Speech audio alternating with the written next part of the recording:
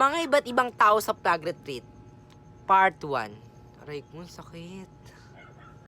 Una, ito yung mga taong nagsiselfon habang nagsasalita si Pastora. Kapag may dumadaan na teacher, tinatago nila para hindi sila mahuli. Kaya ayun. Pangalawa, ito ang mga taong gumagawa ng pamaypay na papel para hindi mainitan.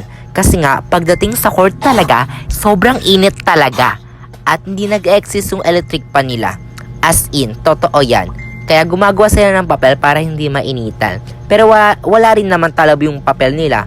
Parang 0% yung hangin talaga ng papel na yan. Gumawa pa talaga sila, no? Pangatlo, ito naman yung mga babaeng nag-lipstick sa flag retreat. Pero patago lang. Nag-lipstick sila kasi nga ready for go sila. Ready sila makipagtsikahan sa mga BFFs nila. Ready sila gumala. At ready na sila pumunta kahit saan lilibutin nila ang planetang Earth. Pang-apat, ito naman yung mga babaeng nagpupulbo. Kasi nga hulas na ang makeup nila. Kasi nga sobrang pawis, sobrang init sa court dahil siksikan nga, dahil sa walang electric pan. Meron naman kaso hindi abot doon sa court.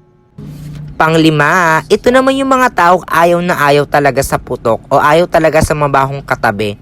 Sila yung mga taong ayaw nila talaga yung mabaho na katabi nila, ayaw nila may naamoy sila, sobrang nabauan sila, sobrang arte talaga. Ito naman yung mga taong tingin ng tingin sa oras at na talagang umuwi. Ayun yung mga taong talagang gusto nilang mabilis na talaga yung oras kasi nga naboboring sila sa flag retreat. Kaya ayun, tingin sila na tingin sa oras hanggang maging alas 7. Ito naman yung mga taong kumukuha ng gamit o notebook sa bag para gawing pamaypay kasi nga sobrang init nga talaga sa court, like di mo matitiis. Charat! Kaya naman tiisin siya. So ayan, ganyan sila, kumukuha sila. Ito talaga yung mga lalaking magulo sa flag retreat, yung kalabit ng kalabit. Ang dami nangyayari sa kanila. Yung pinagtiripan niya yung kaklase niya, kinakalabit niya, tapos sabihin niya, hindi ako yun, hindi ako ganito, hindi ako yun. Ay, si ano yan. Ganyan yung mga boys at the back sa flag retreat. Parang hindi sila talaga nagkakalabit, pero kinakalabit talaga nila yung kaklase nila.